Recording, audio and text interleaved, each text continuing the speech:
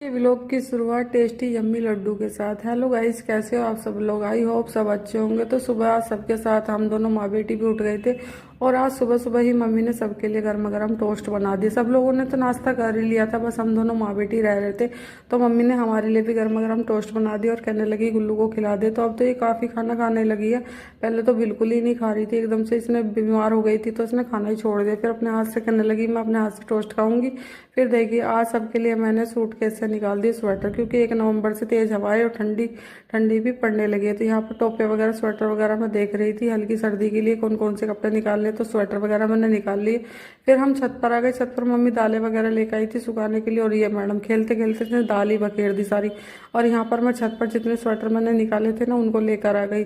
जब भी कपड़े पहनने के लिए निकालते हैं ना अगर सर्दियों वाले, तो उससे पहले मैं सर्फ वगैरह मैंने डाल देती हूँ या फिर कंडीशनर वगैरह में।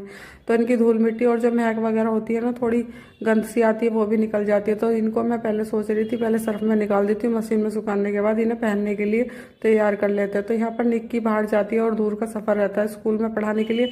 तो सुबह उसे ठंड लगती है, एक तो नहाने के बाद जाती है। तो वो कह रही थी कि मेरे बहन स्वेटर निकाल दे। तो यहाँ पर मैंने मशीन से सुखाने के बाद सारी जर्सी वगैरह जो भी थी वो रस्सी पे डाल दी। तेज़ निकली हुई थी धूप और हवाएं भी काफ़ी तेज़ चली हुई थी। फिर यहाँ पर मैंने 2-3 दिन का मावा भी रखा हुआ था।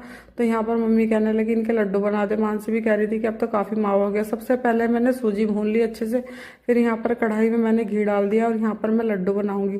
तो यहाँ पर जितना मावा मैंने फ्रिज में भून के रखा हुआ था ना भैंस के दूध का, वही मैंने कढ़ाई में डाल दिया। और ये लड्डू सबको घर में काफ़ी पसंद आते हैं। तो यहाँ मैंने घी भी काफ़ी मात्रा में डाल दिया और मावा भी अच्छे से गर्म कर लेंगे। फ्रिज से निकाला हुआ था, इसको 5 से 10 मिनट मैंने गर्म करने के बाद ठंडा होने के लिए रख दिया। और ये लड्डू काफ़ी टेस्टी लगते हैं और यम्मी।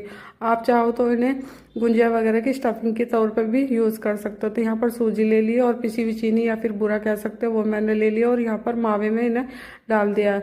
और मीठे की क्वांटिटी आप अपने अकॉर्डिंग डाल सकते हो। तो यहाँ पर मैंने अपने हिसाब से सब चीज़ डाल ली और यहाँ पर सूजी मावा और इन तीनों चीज़ों को मिला लेंगे। आप चाहो तो इनकी बर्फ़ी वगैरह भी बना सकते हैं। कई जगह इन्हें चंके वगैरह भी बोला जाता है, लड्डू या कुछ भी बोल सकते हो। तो यहाँ पर मैं इनको इसी तरह अच्छे से मिला लूँगी। दोनों हाथ से हल्का हल्का गर्म था अभी मावा, तो मैं हल्के हल्के हाथों से इसे मिला रही थी मिश्रण को।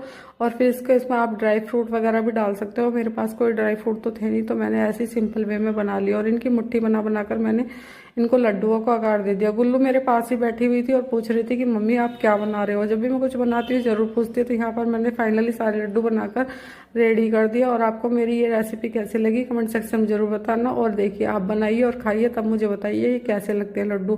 फिर मम्मी ने सभी के लिए शाम को चाय बनाती थी, निक्की भी आ गई थी। तो यहाँ सब लोग चाय पर चर्चा कर रहे थे, बातचीत कर रहे थे, सब ने चाय वगैरह पी। फिर मेरी बेटी ने लड्डू खाकर बहुत ही टेस्टी और यम्मी बताया। बस मुझे